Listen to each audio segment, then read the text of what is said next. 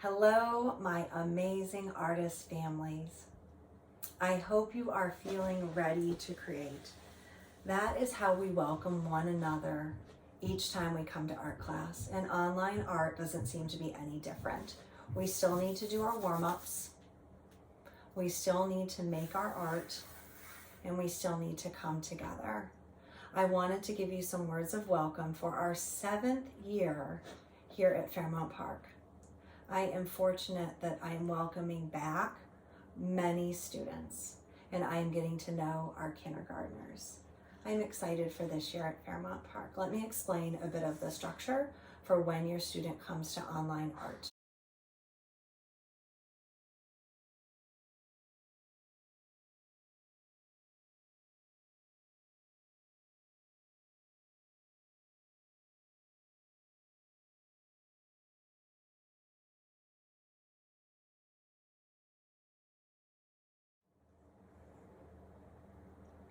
Our online art plan is that we will have 30-minute classes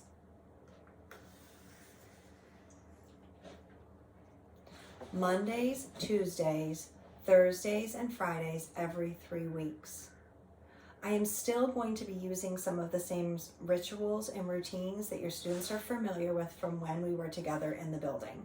Things like timer on the screen so we can all keep track of how long we're together. Sounds like our chime that help us feel calm and centered. Mascots like our pink crayon that remind us to think like an artist and put our work first. Be kind to ourselves and one another, and to take care of our rooms and our supplies. Kindergarten through 2nd grade, I will be joining the class meeting. They will not be having to sign on to an additional meeting. 3rd graders to 5th graders can manage coming into an art meeting and then going back to their classroom teacher. In Seesaw, they will submit one art activity a week, and I will be excited to respond to their one art activity a week. It doesn't mean they'll just be doing one activity, but that is what we can manage well as far as keeping our relationships nice and strong.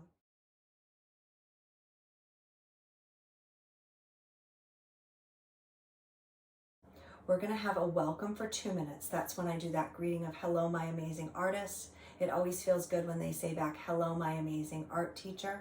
We do our warm up, so we're physically ready to go. And then we do a short draw together, 10-minute drawing exercise. And that'll be something physical that we can do with traditional supplies, and you don't need more than a pencil and a piece of paper. Then we'll go on to our 15-minute project. After that, we will review and have some questions at the end, about 3 minutes. Then at that point, the students will either leave, I'll leave their meeting and their classroom teacher will be back if it's K-2, or I will send them back to their classroom teacher if it's 3rd to 5th graders.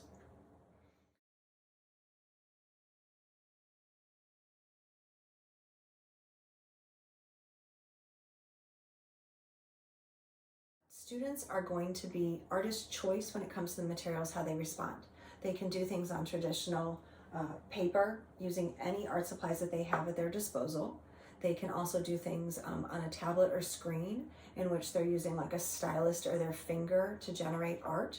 They also can do things digitally where they're importing images, video, photographs that they find. They can use other apps that they have at their disposal.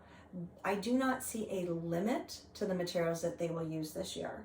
In fact, I see their materials this year being far more robust and that they have access to all digital art materials now.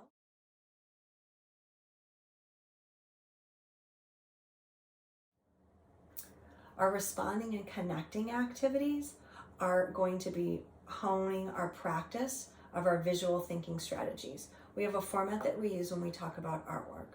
We look at what is happening in this piece of art, which is simply a describing beginning to how you open things. Then we go on to say, what more can we find here? And also, what do we see that makes us say that? So you're looking for material in your visual art that you're looking at together. And the reason why this is exciting me this year is often students I see are really eager to respond when they're in a classroom setting and they're really doing this work through their ELA practices, and they're looking at their content with story.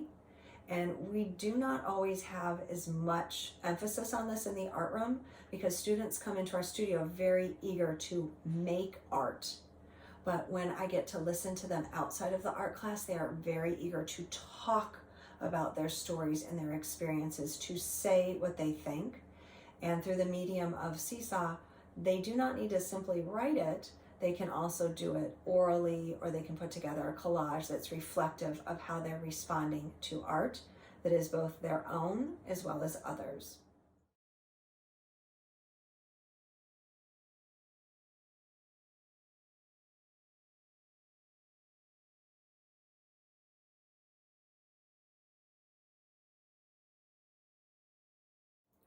Lastly, I would like to share with you what I'm excited about, why I'm worried, and what I hope for. As I started to speak about it, what I'm excited about is just having a schedule. Having a schedule. If you know me, if you've been by the art studio, you know that it is a highly organized place. Okay. In fact, I'm pulling out, let's see, where are they? I think they're underneath Larry the Line. Okay. I'm pulling out my old seating charts that I have zipped up with my new labels, but the art room is highly organized, and so is online art class. Okay. For example, in a week, these are the classes that I will see. And now, instead of maybe could you come find the art teacher and we can do something together, we know where we will be and what we will be doing. I think that as a parent, it is such a gift to know that someone is giving your child and your student their full attention. And you can feel super confident knowing that when your student is in art class, I am giving them my full attention. And then I'll be able to give them my individual responding attention when they submit something through Seesaw, and then we can have that one-to-one connection. So I'm excited that we have structure, that we have a place to meet. And what I'm worried about is the same thing, keeping track of all these student relationships that we have.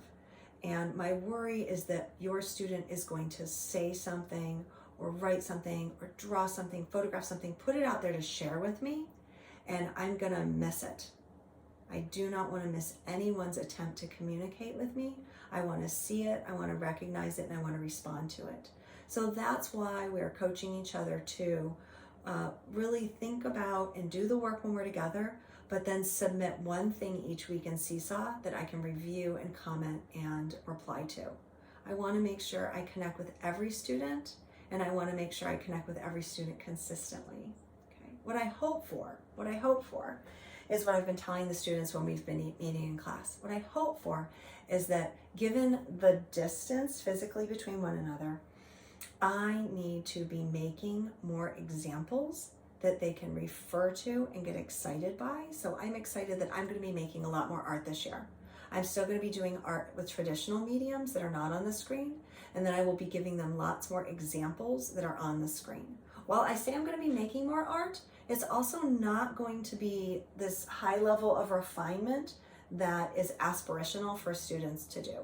I want them to really remember and use that concept of finished, not perfect. We're going to be making things and putting them up there, and then making more things and putting them up there. And through that process of creating, we're simply going to get better the more that we do. We've already seen that happening with just our use of technology. It's going to be happening as a visual artist too. I will be introducing ideas that they will then try, share, and try again. Any mediums that they find that they like, they can continue to go back to and use. And if they are continuing to just use like one type of response and not trying other things, then I will encourage them to branch out as well.